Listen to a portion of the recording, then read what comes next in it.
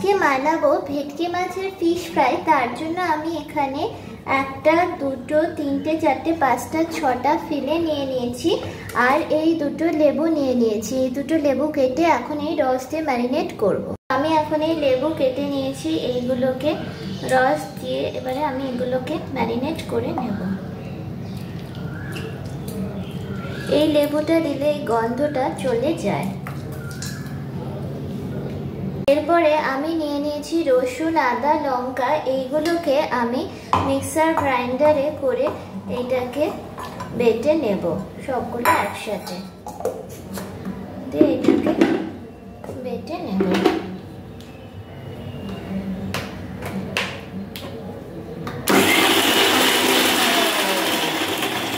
দেখো আদা রসুনের পেস্ট আমি করে নিয়েছি, তো এইটা এর মধ্যে আমি দিয়ে দেব।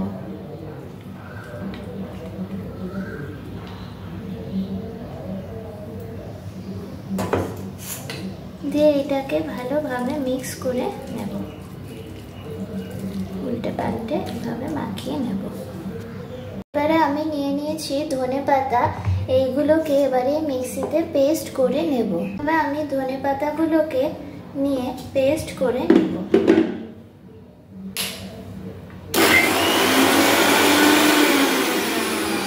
ধনেপাতার পেস্ট আমার রেডি। এবার এটাকে এর মধ্যে দিয়ে দেব।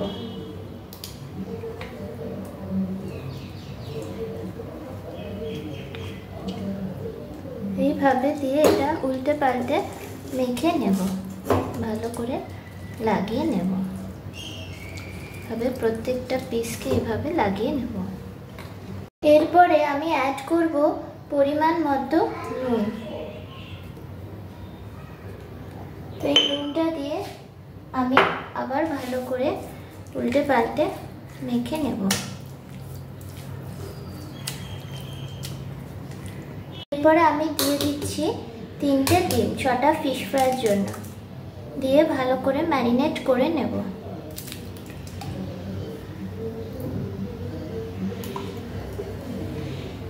আমি একটা স্পুনের সাহায্যে ডিমগুলোকে এইভাবে মিলিয়ে দিয়েছি। তারপরে এইটার মধ্যে আমি অ্যাড করব ময়দা আর কর্নফ্লাওয়ার। এরপরে আমি অ্যাড করব ময়দা। এই যে ময়দা অ্যাড করব পরিমাণ মতো।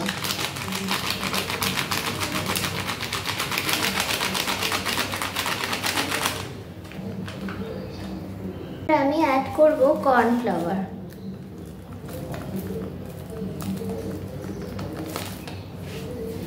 এটা দিয়ে আবার এটাকে খুব ভালোভাবে মিক্স করতে হবে।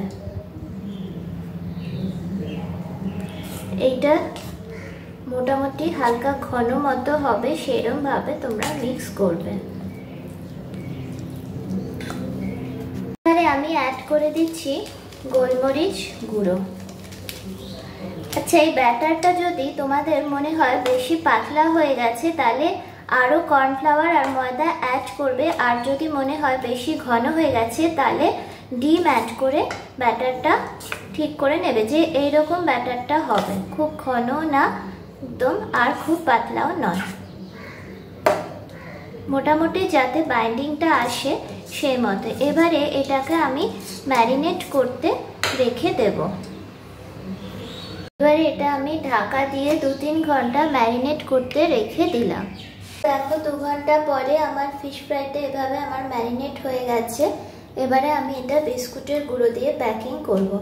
তার জন্য আমি ভালো একটু কোটিংটা এভাবে লাগিয়ে নিচ্ছি, নিয়ে এটার উপরে দিয়ে দেব। দিয়ে আমার 2 হাত ইউজ করতে হবে। দিয়ে আমি এটাকে এভাবে প্যাকিং করে নেব।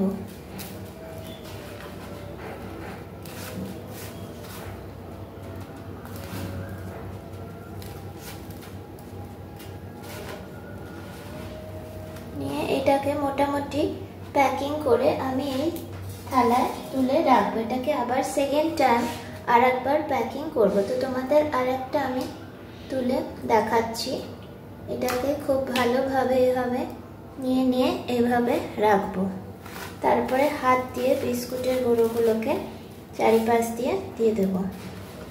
দেন এটাকে উল্টে আবার একবার প্যাকিং করে নেব, নিয়ে এটাকে এভাবে থালায় রেখে দেব। এটা এক কোটিং শুকনো হয়ে এসছে। এবারে আমি আর এক কোটিং দেওয়ার জন্য এর ওপরে বিস্কুট গুঁড়ো ছড়িয়ে দেব। তো এইভাবে দেখো এটার গায়ে খুব সুন্দরভাবে লেগে যাবে। এবারে সেকেন্ড টাইম দিলে এটাকে ঝেড়ে নিয়ে আবার উল্টো পিঠে আমি বিস্কুট গুঁড়ো ছড়িয়ে দেব। এটা কিন্তু ওপর দিয়ে ছড়াতে হবে।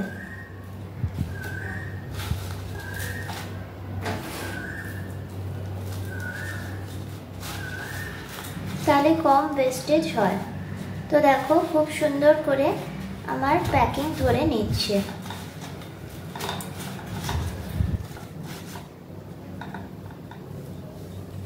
ফাইনালি দেখো আমার ফিশ ফ্রাই কোটিং দিয়ে সবকটা রেডি করে নিয়েছি। এবারে শুধু ভাজার অপেক্ষা। তো দেখো আমি এখানে সাদা তেল গরম করে নিয়েছি। এইবারে আমি ফিশ ফ্রাইগুলোকে ঝেড়ে নিয়ে এক এক করে আমি তেলে দিয়ে দেব।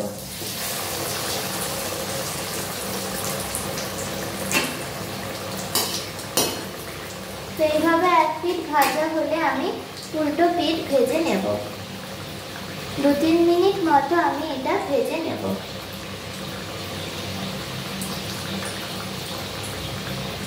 তো দেখো ফিশ ফ্রাইটা এক পিঠ ভাজা হলে উপর দিকে উঠে আসবে। এবারে আমি উল্টে দেব। এই পিঠটা যদি ভাজা না হয় এভাবে তেল ওপর থেকে আমি লুচির মতো দিয়ে দেব। সেভাবে আমি হাই ফ্লেমেই ভাজছি যাতে তেলটা বেশি অ্যাবজর্ব না হয়। তেল গরম আছে, এবারে আমি একটা ফিশ ফ্রাই দিয়ে দেবো।